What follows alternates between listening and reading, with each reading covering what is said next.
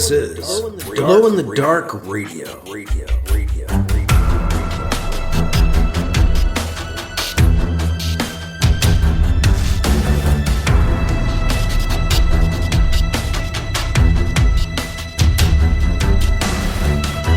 The science fiction podcast, with original independent science fiction, written and performed by Mike Luoma, with music by Kevin MacLeod. The Vatican Assassin Trilogy and The Adventures of Alibi Jones by Mike Luoma are available in ebook, trade paperback, and audiobook wherever you find your books online. Get links and details at glowinthedarkradio.com. This is the science fiction podcast, Glow in the Dark Radio. I'm your host, your writer and reader, Mike Luoma. And I have Chapter 18 of Alibi Jones, the novel, on the way on this episode. It's a shortish chapter. The next one, Chapter 19, is very long. It's going to be divided up for sure, but all of Chapter 18 on this episode. Alibi Jones, Krish, and Kit the cat-like Dakhur just revisited the horrible planetoid where that Masakov did his experiments. Alibi, however, did not find any recent Eldred corpses he could use as evidence that they had actually returned. But Krish discovered Masakov's equipment was awash in tachyons, in quantities humans can't quite produce at this point. We can't create that many. So Krish thinks someone was time traveling, sending their bioenergetic matrix, their very life force, basically, through time, carried by the tachyons, where it took up residence in the body and mind of Masakov. Then it left his body behind and moved to another, stronger one they'd seen at the lab, or at least it seemed to. That's what appeared to have happened. Now, Krish is concerned they're dealing with one of the ancient enemy, who has somehow moved themselves ahead through time. That would explain how the Eldred were back, too, because their life forces seem tied in to the ancient enemy. They seem to require one of the ancient enemy to be alive for them to continue. It was when the last of the ancient enemy died that their race died out, or seemed to. Dropping Krish off at his home on Rigel 4 to crunch numbers and study the test results, Alibi and Kit now head for the planet in Dakhur space, where Kit has turned up some rumors of appearances by the Eldred on a formerly toxic world. So we'll head to Duraminar with the two of them, coming up on Glow in the Dark Radio. I don't have a lot of book news right now. I would remind you that the Chronological Omnibus is out in print, available at indieplanet.com. You can get it in print. It's also available as a digital download at drivethroughcomics.com and at amazon.com and at IndiePlanet too. And I want to thank my patrons who help keep this podcast going. All of a sudden, a lot of the costs associated with hosting and everything else are going up, so it's good to have you. Thank you for being there. I'm hoping that you're getting to listen to this early. My plan is to get this episode out early. The last few have been out early for patrons. That's one of the things I can do for patrons. The other, things I try to float gifts people's way. Like they got a digital copy of the Chronological Omnibus, the Alibi Jones comics, free, just for being patrons, as a thank you. If you'd like to become a patron, you can do so for $2, $5, or $10 a month, and there's details at patreon.com/glowinthedarkradio. The link is in the show notes. And again, thank you for being a patron if you're already doing that. We're going to get into Chapter 18 of the novel Alibi Jones, part of the Chronological Omnibus. Coming up next on Glow in the Dark Radio. Wake up, go to work. Work. Come home. Eat dinner. Rot your brain out. Go to bed. Lather. Rinse. Repeat. Are you tired of an old humdrum life? Tired of things that just weigh you down and depress you? Wouldn't you rather just focus on things that are awesome? Tune into Nutty Bites. Find out what's awesome. Nutty Bites. nimlas.org/blog.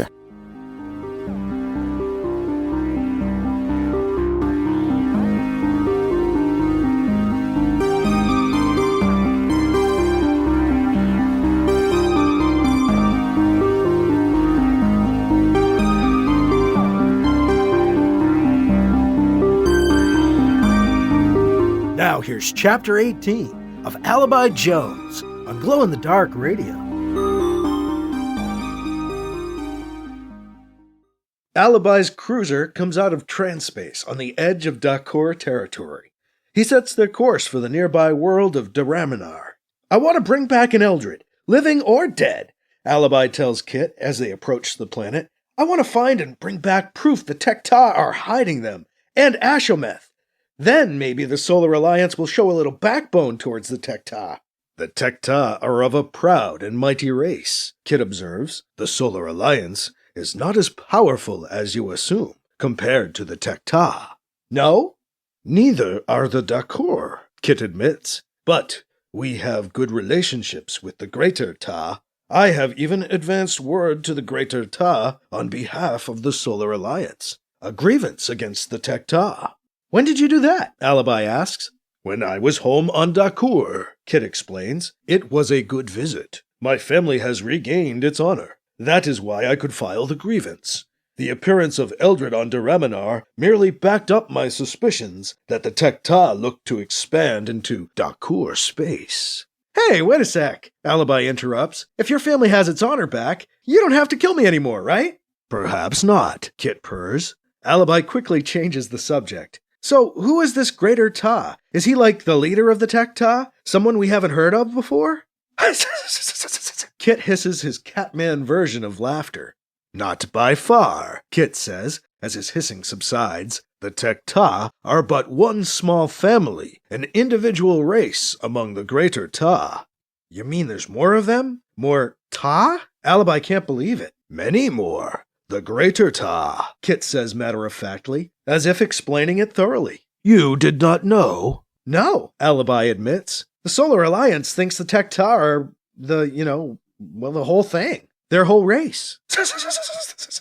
Kit hisses with laughter again. "The Solar Alliance is not as smart as it thinks it is," Kit says. "The Tech-Ta are only one family, and the worst branch of it at that. Our races are just unlucky enough to be their neighbors."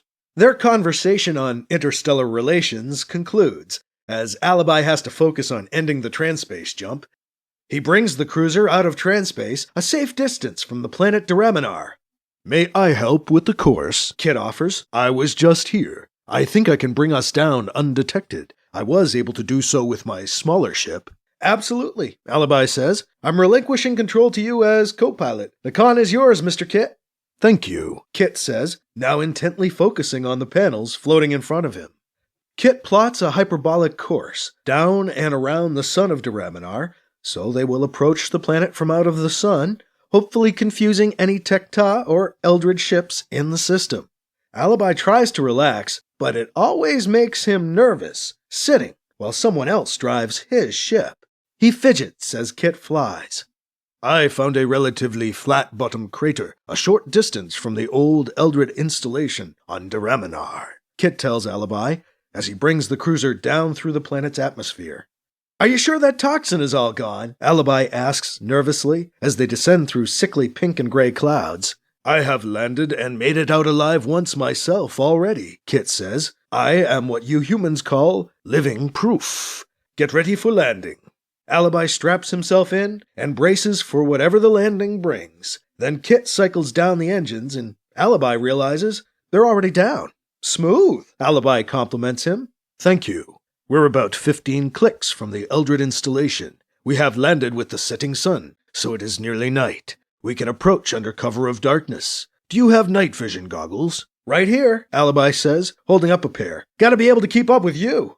You would need much more than enhanced eyewear to even attempt to do that, Kit tells him, sounding matter-of-fact. I will temper my pace so as to not tire you. You are too kind, Alibi says with heavy sarcasm. The two head for the airlock and the surface of Duraminar. They make their way through rough scrub vegetation under cover of darkness. Kit lets Alibi set the pace. Alibi pushes himself to cover the clicks in as little time as possible. A fast trot through the scrub brings them to the outskirts of the installation in just over an hour. Alibi uses his goggles magnification feature to zoom in on the installation. Will you look at that? Eldred alive and kicking, Alibi says in a whisper. Or at least walking along the perimeter fence, Kit comments dryly. Let's go, Alibi says, starting to move. Kit puts a furry hand on his shoulder to stop him. What is our plan? Kit asks. Well, we want to bring an Eldred back with us, right? So we need to go down there and somehow lure one out of the installation. Club one over its fuzzy little head, or maybe just shoot one and bring it back with us, something like that, Alibi says. We'll improvise. Unwise, Kit disagrees. Look, he gestures off to the far left. Tekta! Shit! Alibi curses their luck. A large Tekta ship is parked at the edge of the installation. Several reptilian aliens mill about it. That sucks. Could deal with either the Tekta or the Eldred separately, not together. We must be careful, Kit advises, and we should have a plan. How well do you know the layout here? Any idea what we're walking into? I do not know as much as I would like to know, Kit admits, but nothing the Eldred ever built was very complex. It depends on how old the installation is. This one seems older. There may be some ancient construction that is more labyrinthine. So you don't know? Not to any large degree, no. Sounds like we might have to improvise, Alibi points out. A thought occurs to him. Why not try to get one of the Eldred to chase us? We can get one of them isolated from the group, lead them back towards the ship. Then when we bag it, we won't have to carry it as far. There are all kinds of pluses. Will your goggles record footage? Kit asks. We should document this Tekta complicity. Any footage I produce is not acceptable, Alibi notes wryly. Or so I've been told. You should capture it anyway, Kit tells him. It may still prove useful. Alibi scans the horizon with his goggles, recording footage of the Tekta forces mingling with the Eldred. A large human figure catches his attention. He adjusts the goggles' magnification to bring him into focus. It's the muscle-bound drooling man, the one who used to be shackled to the wall of Ashimeth's lab, only he's no longer drooling.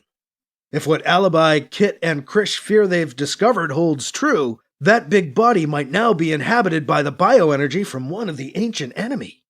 The big man is speaking with what appear to be the Tekta leaders. He's not there for long. He turns and walks away, disappearing behind the Tekta gathered around the alien ship.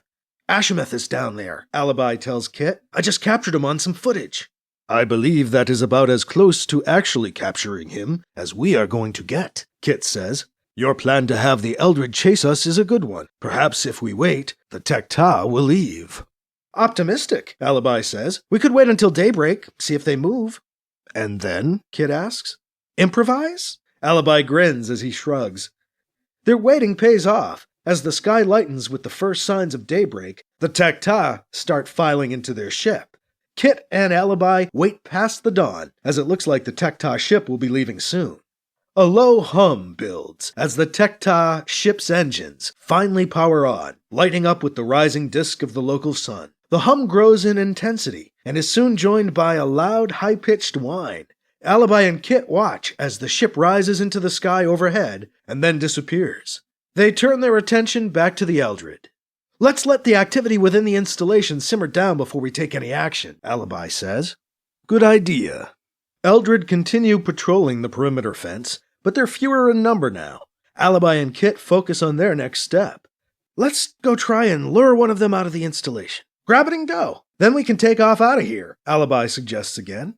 We've got all we're going to get on Ashimeth. There's no reason to go inside of there, is there? None that I can see, Kit agrees. We must get closer to lure one of them out, however.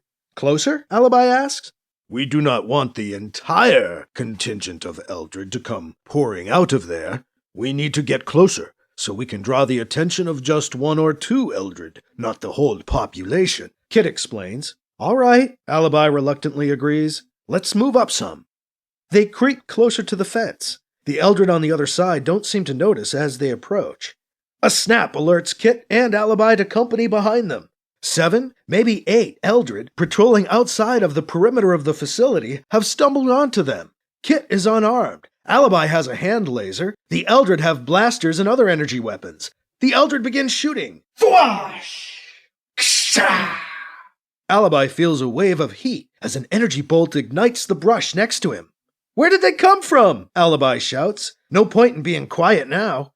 I do not know. Behind us somewhere, Kit replies, still sounding calm. Thwash!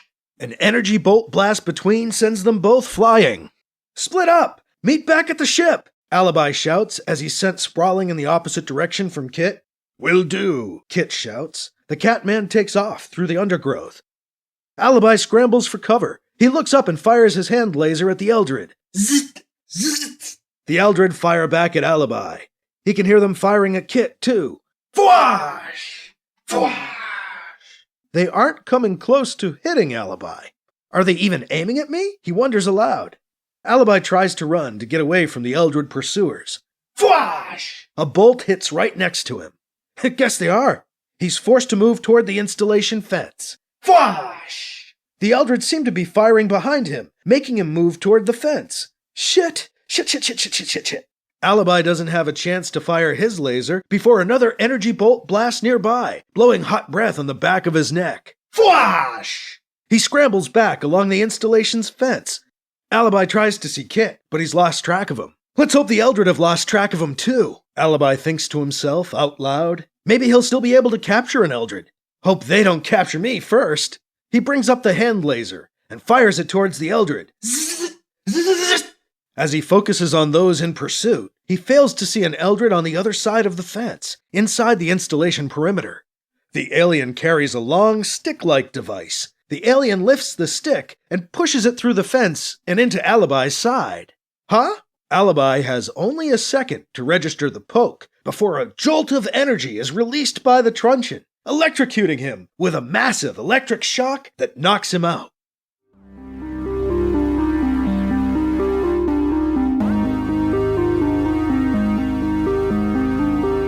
That was Chapter 18 of Alibi Jones on Glow-in-the-Dark Radio.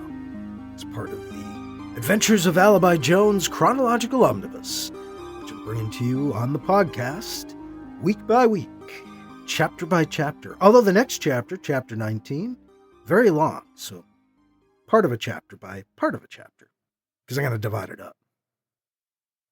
Well, that right there did not go as planned, nor as hoped. Alibi seems to have been captured by the Eldred, instead of actually capturing one of them. Kit might have escaped. We'll find out on our next episode, with Chapter 19, Part 1, coming up on Glow-in-the-Dark Radio. Again, a big thank you to my patrons who help keep this all going, and if you want to become a patron and help do so as well, I'd certainly welcome the support. You can do so for $2, $5, or $10 a month. And I've got it set up through Patreon, patreon.com/glowinthedarkradio. Just head on over there, and you can find out more about the whole deal, or actually sign up and go for it if you'd like, and help support the podcast. Major thanks again to those of you who do. And that is all for this week. I'm your host, your writer and reader, Mike Luoma. Thank you again for listening to Glow-in-the-Dark Radio.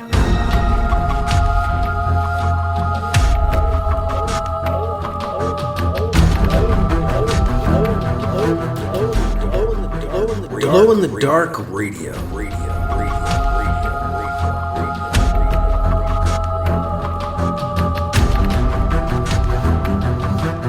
This podcast presentation is copyright 2025 by Michael F. Luoma, and is protected under a Creative Commons Attribution, Non-Commercial, No Derivatives 4.0 International License. CC by NCND 4.0. Music by Kevin MacLeod. You can find his work at incompetech.com.